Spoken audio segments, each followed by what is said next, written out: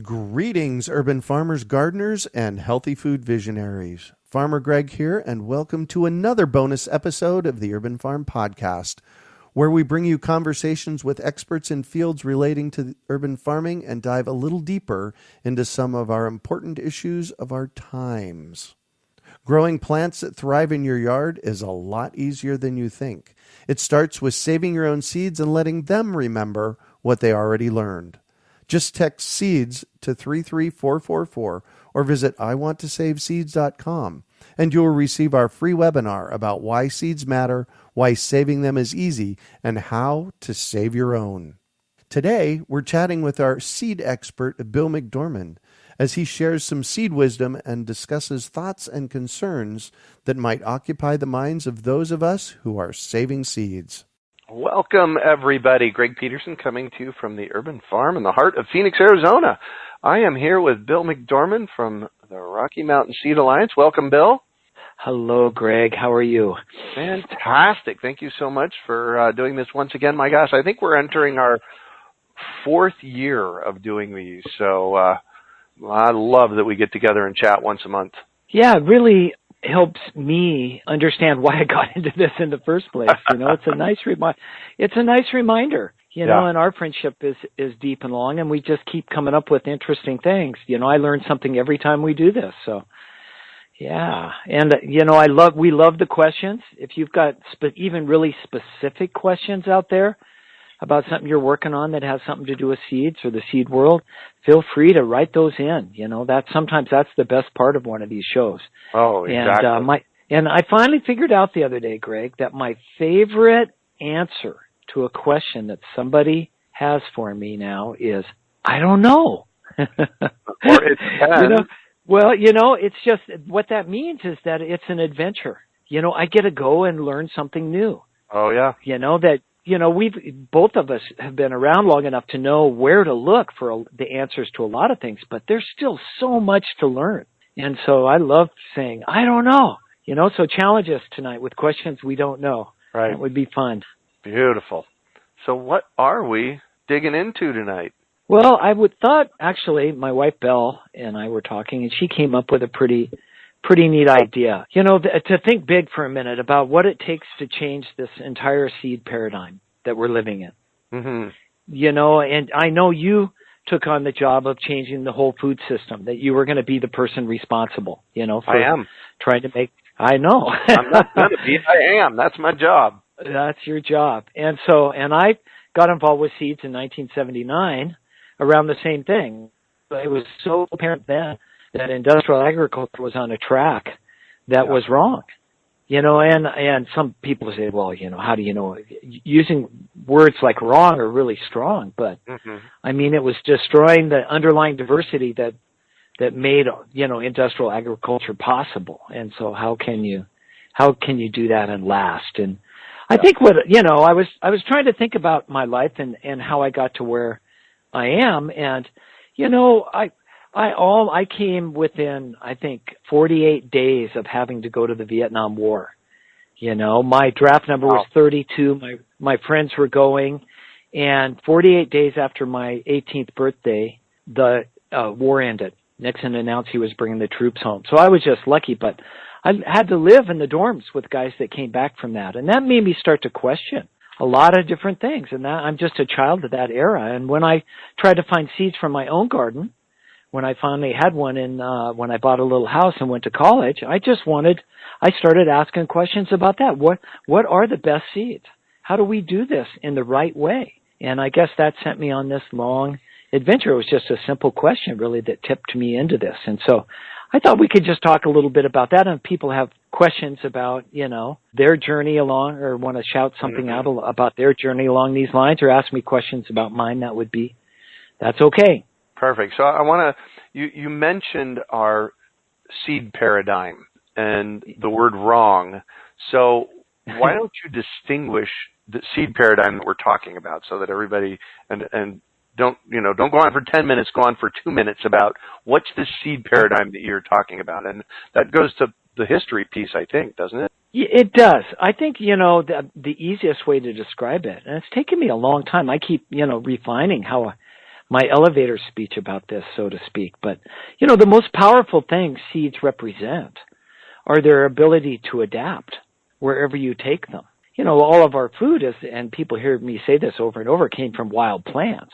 And the reason we have all the different kinds of squash and beans and corn and maybe 30,000 different varieties of wheat, over the last 10,000 years is that people took the same seeds from the same plants almost to different parts of the world and saved them. And they learned, and those plants adapted both to the environments where they were being planted and saved, through the generations, and the cultures and the tastes that people saved them for. And so that's what, that's the essence of the power of what seeds represent. And so versus our modern industrial paradigm, which says, no, we are not going to do that anymore. We're going to take the breeding and the changing of seeds in-house into laboratories with guys in white coats, and we're only going to have a handful of people doing the plant breeding instead of millions of people doing it wherever they're growing things. And those few people, those few seed breeders now and just a handful of chemical corporations are going to produce seeds not that adapt everywhere, but seeds that will produce plants for the highest profit in the highest profitable areas. And so that paradigm is what has helped tip the scales against diversity, right, and why you hear us say things like we've lost so much of it. Yeah, got it. So one of the things that you wanted to kind of touch on tonight was the history of seeds and how we got here. You want to dive into that? Well, this is becoming a complex subject now. I'm happy to say in some ways, but in some ways it's been painful. And I know Leanne's listening to this, and we've been going through this in our seed schools. And what I mean by that is that, if you want to be honest, and I think Dr. Gary Nabin taught me this first, or really sat me down and made me understand it, is that the seeds we have left that we're going to need, that we can save, that are adapted to different areas, that are higher in nutrition, that peasants have all over the world, the land races, those were all mainly created by indigenous women. They were the ones, they were the seed keepers, by and large. Not always, but you could generalize. And so we are hugely in debt to that system. As I point out in my seed schools, it was 238 generations, not just, years. These are generations that it took to bring us corn from Teosinte, a wild tropical grass, basically. And most of that work was done by, indigenous women. And so, when in our seed schools, we talk about the history of seeds, and we talk about Thomas Jefferson, and we talk about James L. Reed, a bunch of white guys. And that's only the very end of it, the modern history part of it. I mean, and some of that was really possible in that it made, a self-reliant farming to get set up in the young United States for its first 150 years, and maybe survive as a nation.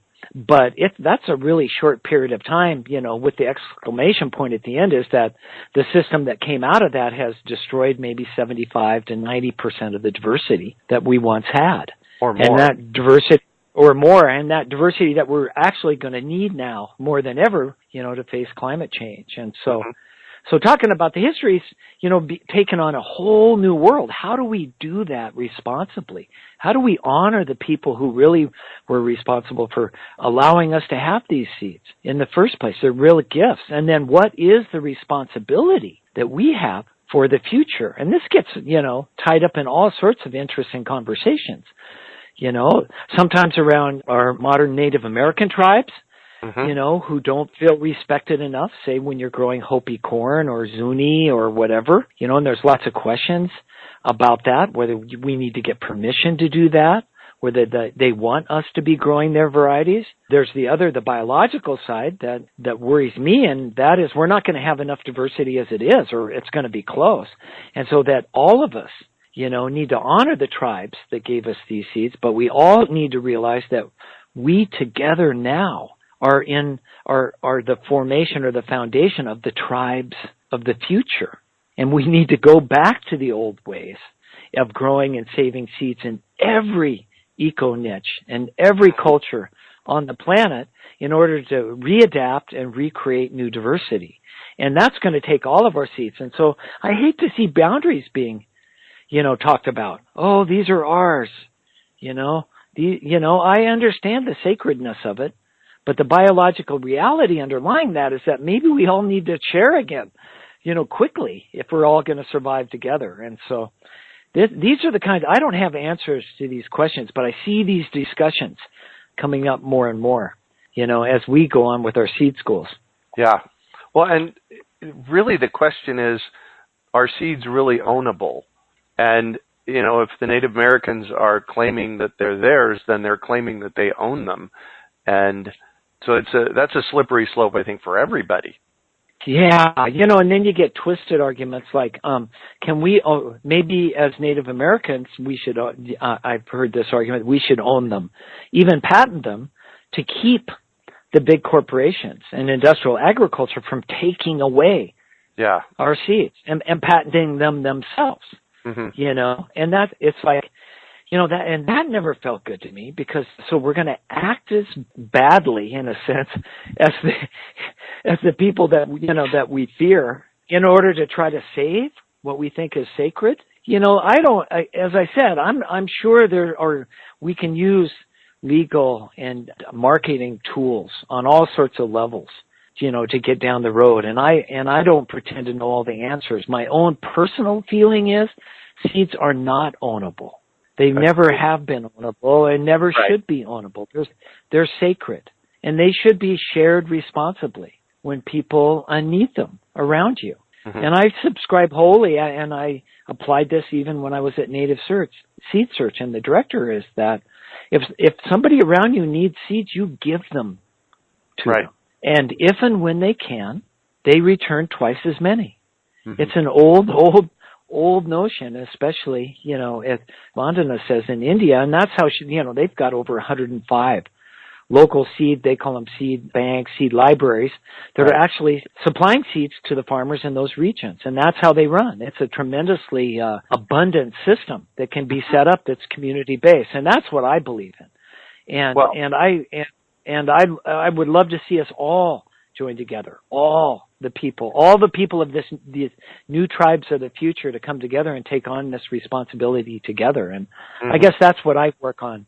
Yeah. Well, I grow all kinds of things here at the Urban Farm that when people come on tours, I just share the seeds. And there's just so much abundance in nature. I have this conversation pretty much every time I talk with people in the lecture situation about where lack lives, L-A-C-K.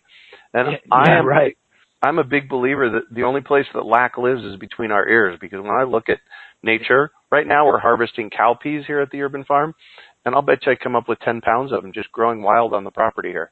Yeah. Seeds, especially seeds, are so incredibly abundant. Well, and I think that's the opposite of ownership. Mm-hmm. I mean, that's why, people, in order to think about ownership, you have to come out of a world of scarcity. We need to own this. We need to control this. And you're right, seeds are the teacher for that. They are so mind-blowingly abundant that when you're around them for a while, it's just like, we'll outgrow that, I hope. I hope becomes part of this mantra that leads us back into seeing the abundance in all parts of our lives, not just the garden. So we have we have a statement from Randy in Newburgh. He said, and this is pertinent to what we're talking about here, one way we do it as a Native American couple owning a seed company is to decolonize the seed names, like Blue Hubbard becomes Blue Carib. I like, as people have heard me on this show before, and I'm getting a bit of a reputation for being almost an anarchist as far as the rules concerning naming seeds. I'm wholly in favor of that. Yeah. I think that we should make up new names for our things wherever we are. And somebody said, well, Bill, whoa, man, you're just going to cause a big mess. There's going to be people all over growing the same things. They won't even know they're growing the same things, and that's just going to, mess things up. How are we going to keep everything straight? And then how are we going to breed things true? And it was like your answer. I go, well, I was out in the garden today and I didn't see any true Right. It's not out there. I see nature, I see a mess, I see evolution, I see abundance, but I don't see these concepts, these Platonic ideals that are being applied. Why keep things straight? And, I laughingly say that's what our universities should be for. After we make a mess of all the names of everything we're growing, by taking them back and decolonizing them and choosing our own sacred names for what we're doing. Because if we do that, we'll take care of them, right? There's just something powerful about that. Yeah. If we do that, then someday if somebody wants to come back through and line everything up and put it back into categories, and maybe we have to do this because we'll have to scale up some portion of the agriculture, again, to feed hungry people. I'm not opposed to that. I'm not opposed to industrial-sized farms that are done ecologically. In fact, we probably have to do that. Yeah, and that's going to take uniformity, and that's going to take modern breeding. I've never been more respectful of that. And that's going to take knowing what varieties are which. But we'll let those guys do that. Our job is to create diversity and abundance and share the wealth of this whole thing and get people excited and passionate, again, about doing it. That's what we've lost. That's how we'll get the 90% of our diversity back. Mm-hmm. And that's the foundation. That's what we have to do. Well, and plus, when we grow things out and save the seeds and grow them out again, say I were to grow basil here. Basil grows wild in the yard here, and putting it in a bag and calling it Urban Farm Basil, it kind of creates a demand or a name for that particular product that brings people back to local. Mm-hmm. Yeah. Exactly.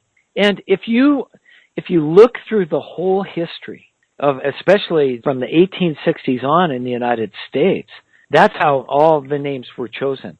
Mm-hmm. It was to make things popular or to honor family members, those sorts of things. I would love to hear more stories about how original Native American varieties were and First Peoples varieties were named and what they were named for. Because I think that there's some huge learning that we could all have about place and about how to act in that place and to care for the seeds. I'm sure it was done very sacred, in a sacred manner in many cases, and was powerful in keeping the traditions and the rituals alive that kept the seeds alive. So, this is going to be good, as we go on. The only real rules, Greg, I just wanted to add this real quick. The only real rules that we've had in the United States about naming new varieties and releasing them, that I think the best, and I won't say the only, but one of the best examples came out of our experiment stations that were set up to actually grow out varieties of vegetables and fruits and things that were brought to each region of the country, many times originally by refugees, and our immigrants, populations that always brought their own seeds with them.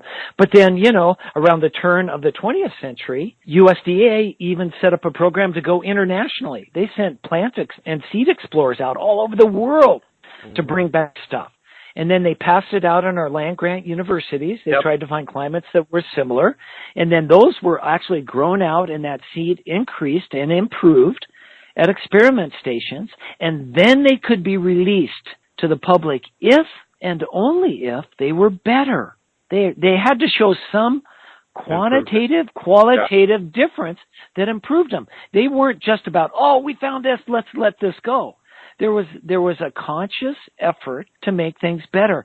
And when the first plant patenting legislation was passed in 1930 in the United States, there was a little clause in there that said that we want to go beyond that now. We want to be able legally, companies, to release seeds that aren't better. I'm paraphrasing the original, legislation and the wording, but that's essentially what it did. They wanted to be able to make up new names for things, even though they weren't different or better, for marketing purposes. That's where that whole idea came from the very industries that are now monopolizing and setting up a system that does not honor diversity. Those are the guys that now sometimes are the ones who think everything needs to be straight and names should be, very properly and only properly given to new varieties. What is it? Distinct, uniform, and stable, I think, is their mantra. And I just think it's ironic that they're the ones that broke down that barrier in the first place. And so the peasants, the people that are growing their seeds underneath this university system all over this country, this elegant system that we had, they've always just grown and saved and named their own seeds. And that's the practice that I'd like to see us return to. And before I leave the subject, if people want to learn more about this, Jack Kloppenberg's book, First the Seed, will give you the most complete sort of political economic history of how we got into what I call this mess, but also lovingly points out how we can get out of it. So, yeah, wow. So another mention from Randy from Newburgh. Thank you, Randy, by the way, for reaching out. It says, in our traditional native ways, the seeds are not owned, but we just want to know that they are being used in a good way. Maybe the problem is commodifying of sacred. Are there ways to honor the sacredness and sell the seeds? Good point. I don't know that selling the seeds is the issue, and maybe you can give me some input, Randy, as well. I don't know that selling the seeds is the issue. I think it's claiming ownership of the seeds. Those are two distinct issues, are they not? Yeah, I think so. Muffin Burgess, or Martha Burgess, we lovingly call her Muffin, is an icon of Tucson. In Tucson. Yeah. And she was on the board at Native Seed Search when I was there. And we were having this discussion, and she said something that was really, really interesting, because Native Seed Search is a nonprofit. It has seeds from more than 55 indigenous tribes throughout the Southwest. Yeah. And it was selling seeds as part of it, and still does. And so that question would come up, and it was a serious discussion, and I thought she answered it better, at least, within the confines of what was going on there at the time. And she just said, just consider the seeds sacred. They are not and cannot be sold. And I took that to heart, so that when people came to Native Seeds or asked for seeds from the tribes, they could always have them if that's what they really wanted. However, we did charge, to fill an order and to mail it. And so all that money was to pay for the system around the seeds. Right. For the shipping and handling, and Betsy, who's still there, filling orders, and the space, the store and the space, and all the things it takes to be able to do that, so that people can just get on the internet or get on their phone and get these seeds. I mean, that would not be possible without a system that has some money involved in it, unfortunately, I think, in our modern society. But that's how it is. That's the reality we live in. And so that allowed me, at least, to go to sleep at night and think about, a future when we don't even have to have that we'll have these, more community-based systems that we can share seeds more directly. And that'll be more powerful, as far as creation of diversity and adaptation anyway, I think. And so, but we're in a transition period, and everybody needs new diversity, probably. I'm wholly in favor of people, if you want to buy them from cattle, whatever it takes, but find new stuff, bring it into your life and your yard, and start finding out what works best for you, especially in this age of diminished diversity. So thank you. I would love to go on, Randy, and have a discussion about how we can craft better language around all of this. Because personally, I had my own sort of epiphany, and I really don't want to be involved in money and seeds at all. Being around money and seeds, which even goes beyond selling them. I just don't want to do that with the days I have left with my life. So understand the reality that a lot of people, the way that we can get a lot of really great seeds out and develop a lot of consciousness in our communities is to have small bioregional seed companies. And I've always been in favor of helping people start those. So sorry, Greg.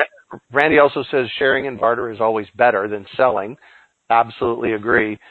He says, but ... we still live in a capitalist society.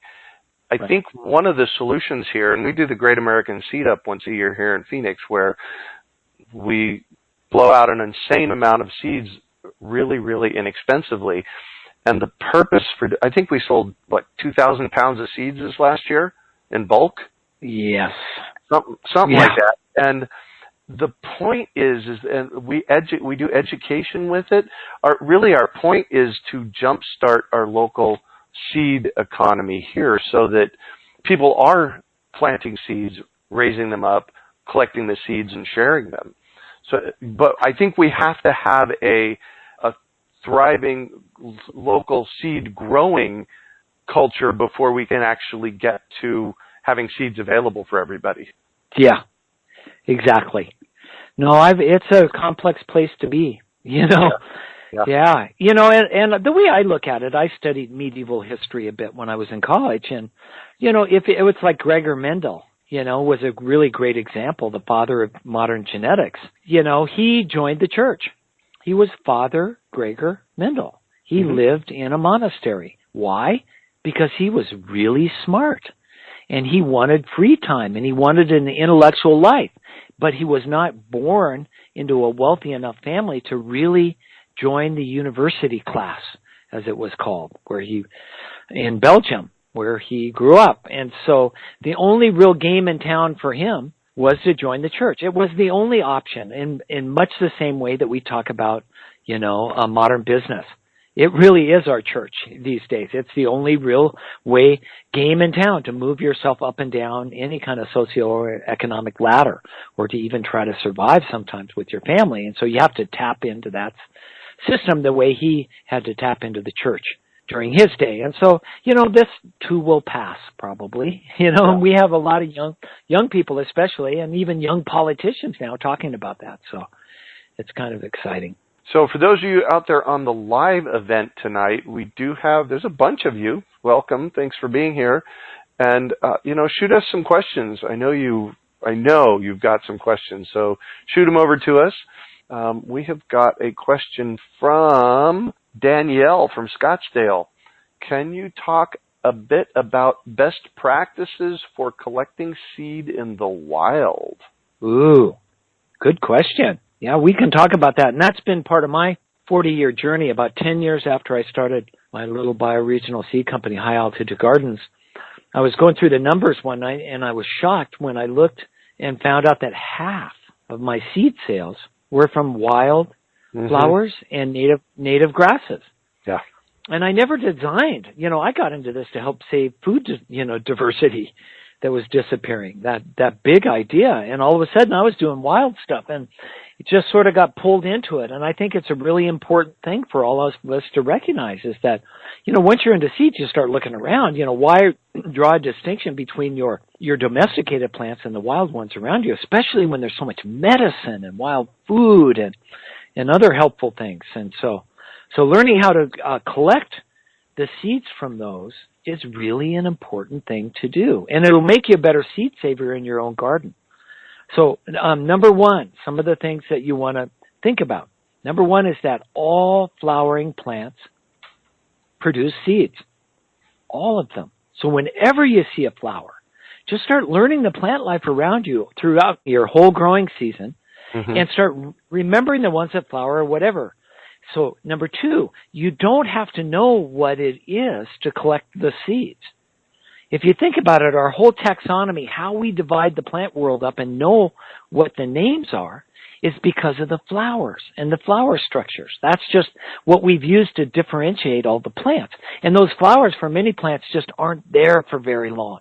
And so for 90% of the time, for most of the plants, if you're out in the wild looking, there's no flower. You don't even know what it is. And so it can take you years. I mean, I walked in my area where I collected seeds every summer for 25 years. And I was still learning a lot of the plants and what their seeds look like. And so I started shortcutting the whole thing by just collecting seeds whenever I found them. I knew every plant produced seeds, and so I would start picking pods. I'd dig down through things. Sometimes there were little black shiny things. Sometimes there were big brown ones or flaky or parachutes or whatever they were. And I would try to be really careful and remember what the plant looked like, you know, and some information about where I gathered it and when. But what I learned is that you could bring those home and plant them. And that sometimes even years later, they would finally bloom and you could identify them. So you can buy into these cycles without even knowing what they are. That was really an important thing for me to learn. And, you know, the third most important thing I think I learned is that I had a lot of guilt about doing it. in a sense, you're going out into nature, and it's free, and, it's the best time I spent. I was in my office. I was around phones and, trying to fill orders and stuff. And then I got to go out and collect seeds. And it's so beautiful.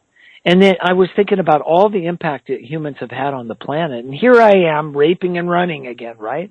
Or it could be seen as that. And in fact, I got accused of that sometimes by people. How can you take those things out of nature? Do you have a permit for that or whatever? And so I'm going, well, though. Who's going to issue you a permit to take seeds from? Well, guess what? They finally got a botanist on the National Forest, the Sawtooth National Forest, where I had been collecting for 25 years. And they started making it illegal to gather seeds unless you did get a permit. And what that permit required was that you actually give back to them 10% of the seed that you collected so that they would have it for their own reclamation projects.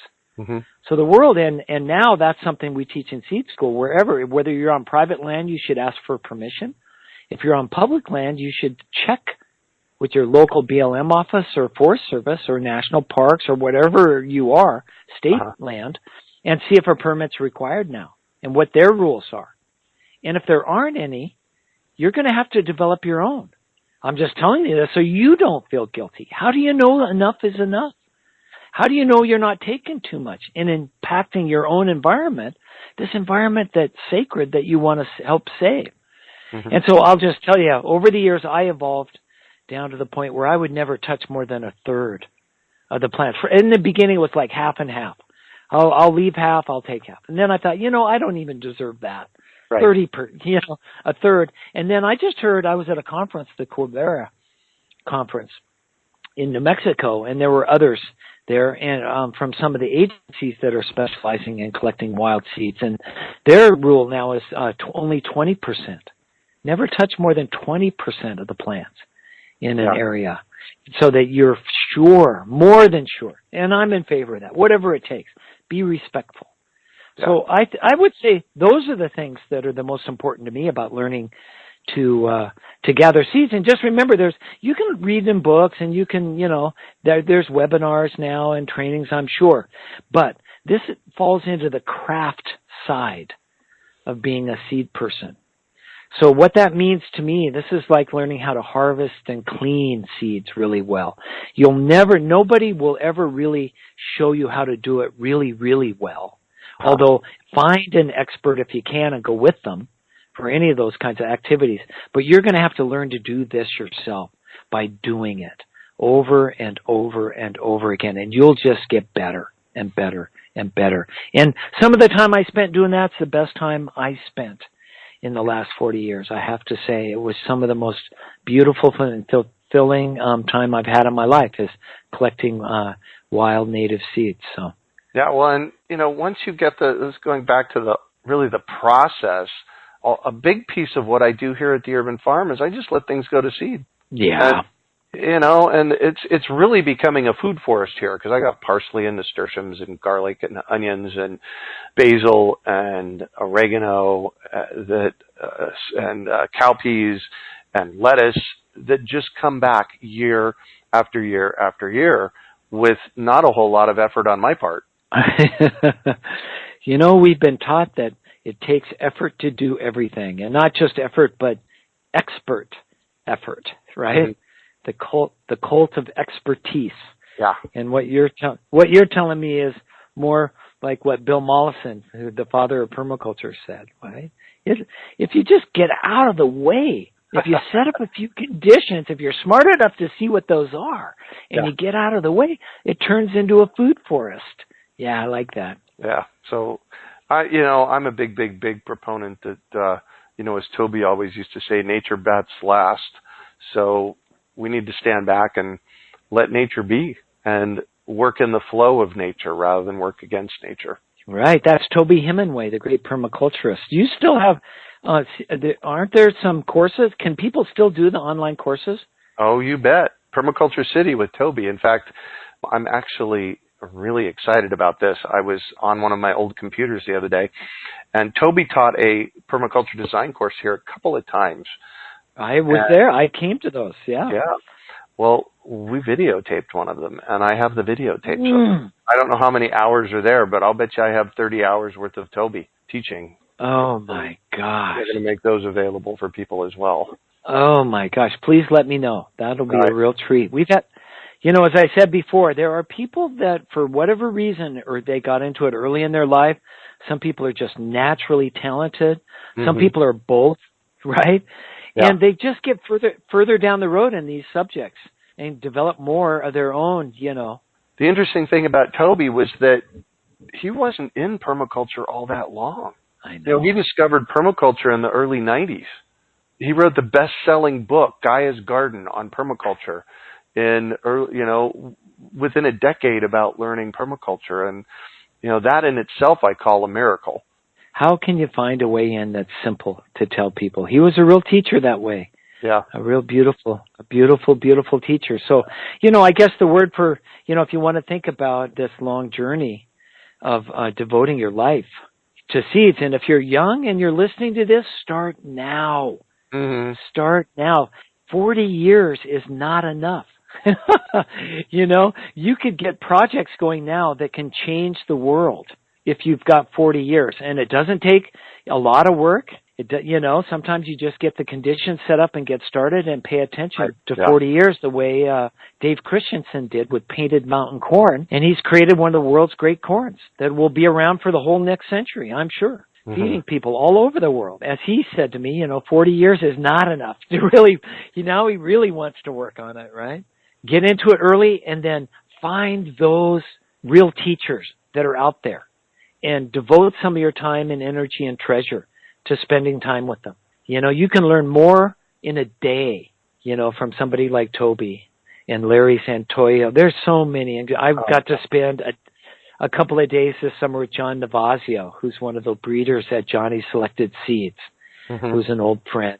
Oh, my gosh. His lifetime experience, about scale and how much time you devote to things and just how clean can you and should you get it. Where's that line where it's a waste of time, just go on? It would take you so long to figure out some of these things, and you just watch someone for a while and you go, oh, okay. Wow, I know how to do that now, way better than I did before. So that would be something else I would say. Start early, find some masters from time to time, and then just pick a simple path and stay on it, for a long, long time. And we'll all be okay. There'll be such abundance in the people, the seed stewards, we like to call them, the Rocky Mountain Seed Alliance, these people that have dedicated themselves to growing and saving the seeds to at least one thing in their area and starting to share them again. Yeah. That's all it's going to take. Beautiful. So your friend Dee from Park City, she says yes. Let's see here. I want to go down to it. She says, yes, Bill, Red Ant is her company. So that's your friend Dee.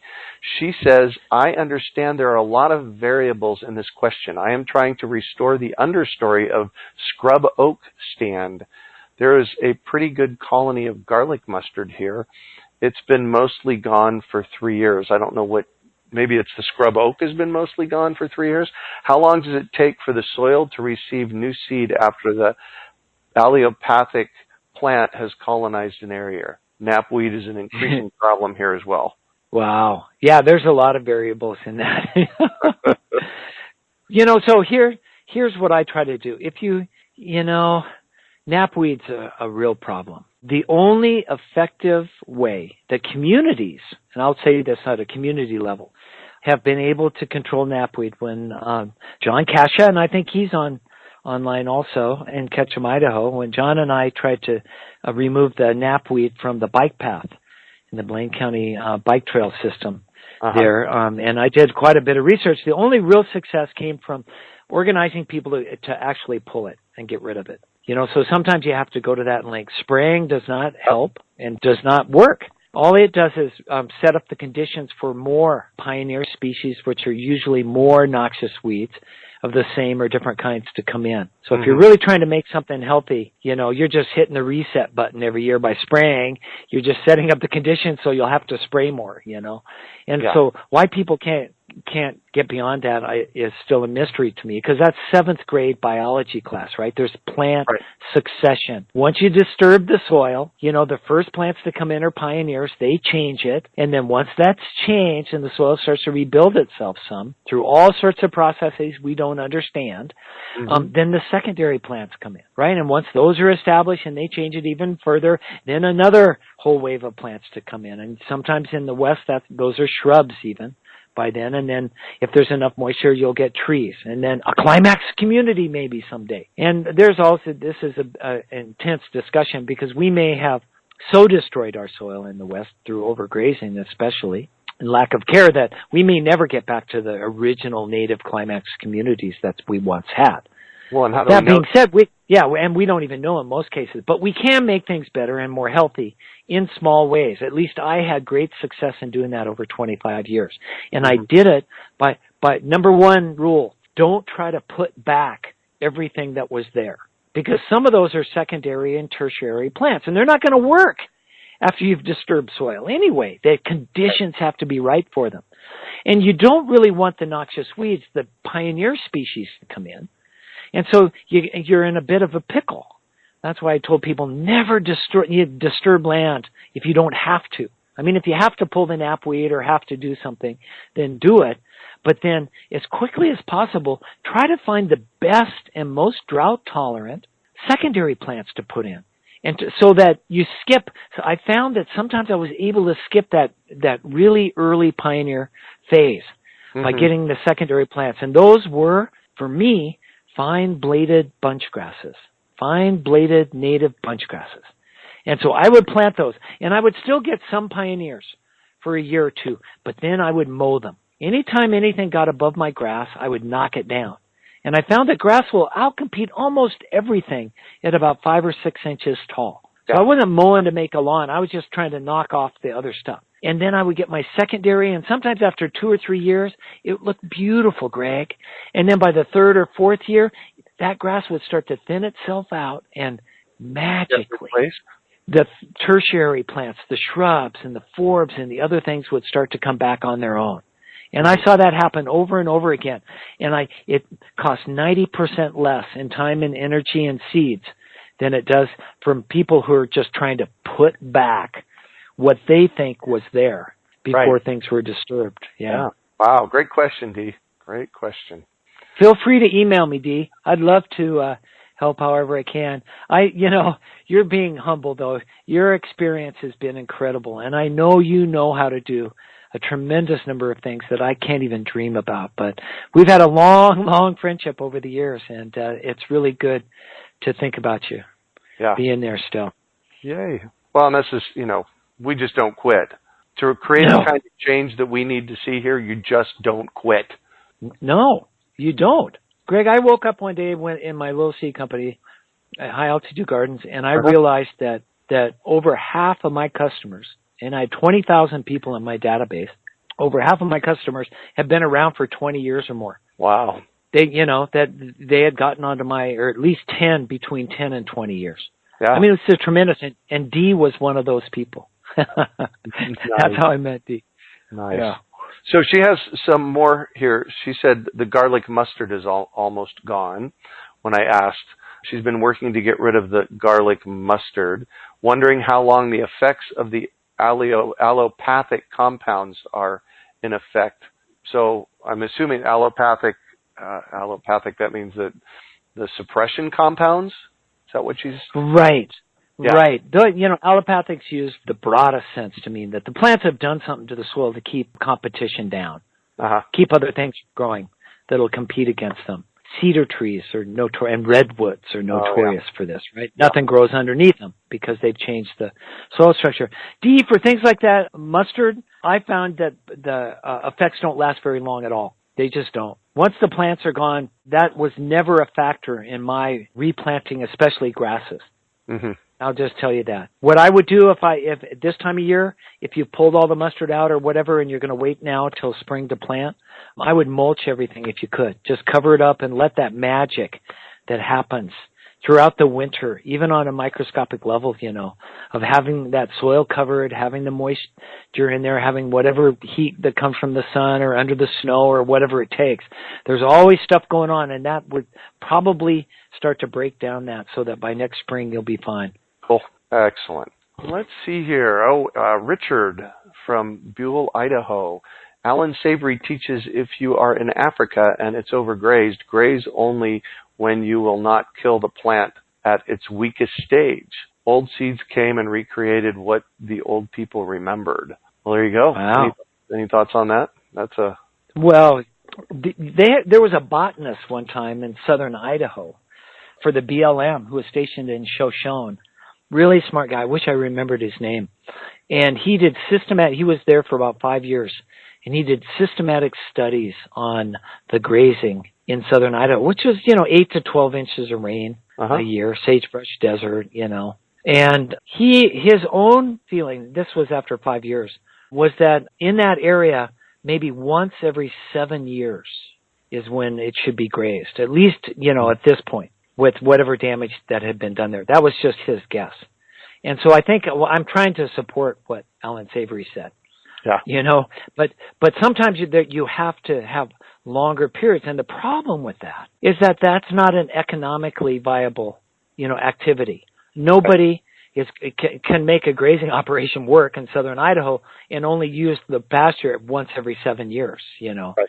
That's just the reality of it. And so how we get ourselves out of that, by maybe scaling the grazing way, way down to smaller, family units and moving it around larger areas, I don't know. And I know there's a lot of work being done on a lot of levels, and that there's been some really beautiful success stories of trying to bring back, destroyed soil using animals. And so generally, it gets caught up in a larger, more industrial discussion, and that tends to be a dead end. There's no way out of that now. There's just no way to make it economically viable to save huge amounts of that environment. And so I don't know what we're going to do. We've got a lot of those dilemmas coming up, not knowing what we're going to do.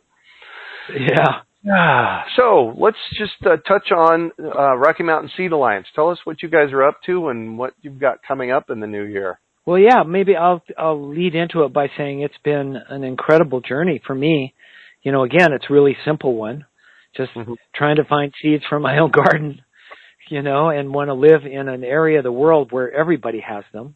Yeah. And I ran a bioregional seed company for 28 years to do that. And then I've been lucky enough to transition into a nonprofit world where my major duty now is just teaching people how to grow and save their own seeds. And that's where our seed schools came from. And that's really what the Rocky Mountain Seed Alliance is about. I was trying to explain it to somebody the other day, and I heard myself saying, the goal of the Rocky Mountain Seed Alliance wasn't to start another nonprofit, to have another big institution that does fundraising and all the stuff. I mean, we're required to file a 990, and we have to have all our ducks in a row accounting-wise in order to take money, in grants and stuff. And we have a Western SARE grant now from the federal government, and we're using all the tools.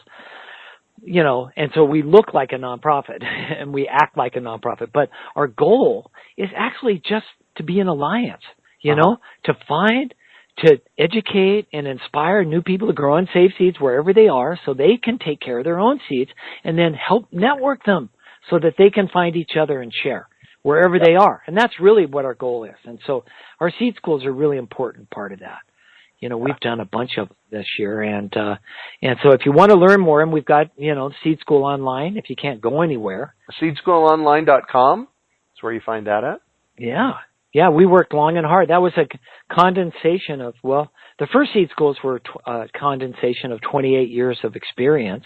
We did 10 days seed schools in the beginning, then shortened it to 6 days. And then we shortened those down to 1 day. And then we figured out how to distill the best out of all of that into 7 lectures for the Seed School Online. So it really, we earned that one, didn't we, Greg? Yeah. Then we did it live, I think 4 times, right, before we finally recorded. So it's a highly evolved product. I never know if these things are going to work, for sure. I mean, it's not like sitting in a classroom where you get immediate feedback. But I can say now, that it's been out for a couple of years, I have people come up to me all the time and tell me how powerful and important Seed School Online was to them. And wow, that's how we get paid, I guess, is when people say thank you. Yeah, exactly. Well, and as Randy said, we do live in a capitalist society, so we have to, there's this balancing act of having to figure out how that works. Yeah. So well, and then there's one other thing. So every other year in February, we try to get together all our alliance. We're going to invite all the seed stewards and all the more than 100 seed school teachers that we've trained. We're calling everybody home to the second Mountain West Seed Summit. This year it's going to be in Santa Fe at the Institute of American Indian Arts. I think it's February 25th is the day. It starts, and you can go to the RockyMountainSeeds.org website it is February 21st. 22nd and 23rd. We're going to have a field trip on the 21st, and the summit itself is on the 22nd and 23rd. So go to RockyMountainSeeds.org, and you can read about that and sign up for that. And that will sell out again, probably. We're just going to have a great time in a really beautiful, beautiful place. And we just heard the other day that Charles Eisenstein is going to come and grace us with his presence there and lead us in some intense discussion if you're familiar with his work. I'm really excited about that. So awesome. I am going to do a shout out also. I do the Urban Farm podcast, and this will show up on the Urban Farm podcast in the next 60 days or so as one of our podcast episodes. But if you know anybody out there, or if you are one of those people that are doing great work in this arena, I want to tell your story. The whole point of the Urban Farm podcast is to get cool stories out to people and get them inspired and motivated to do this kind of work. So if that's you, Greg@urbanfarm.org, shoot me an email, and would love to share your story. How many have you done now? Well, we have released. We had our official 400th episode with Eliot Coleman. Oh my God! I know, that was amazing, and it almost. I believe he's in his early 80s. He was amazing to talk to. Yeah, just still doing incredible work. So we've had 400 episodes, and I think we've had about 20 special bonus episodes, which is, the Seed Chat is one of the bonus episodes. So, in 3 years, we've done 420 episodes of the podcast, and people are listening. On a typical podcast, we get about 2,500 listens in the first 30 days, and we've eclipsed 1.3 million listens on our podcast. It's huge. It's huge. People are engaged. They're interested. They're loving this stuff. So, well, you're the podcast with Michael Abelman. Oh yeah. With Penny Livingston. The first one you did with Toby Hemingway. Yeah. Those are all just classics for me. Yeah. So, everyone check those out and email Greg and tell your story. Yeah. This is that podcast that I heard somebody again the other day say may end up being, as we look back at this part of history, may end up being the most important communication device developed during this era. Wow. That we're finally able to tell each other stories directly. And that's what's happening. And I love to listen to them. So nice. Thank you for that, Greg. Thank you for the Urban Farm. Absolutely. Thank you for all the work you do. Yeah. I'll take it. And thank you, everybody, for joining us this evening and listening and, doing the work that you're doing out in the world, because I say that the most important work that we can be doing right now is figuring out where our food comes from and growing our own. So thank you, Bill, for joining us this evening. And as I like to say, farm out, and we will catch you on the flip side. See you next time.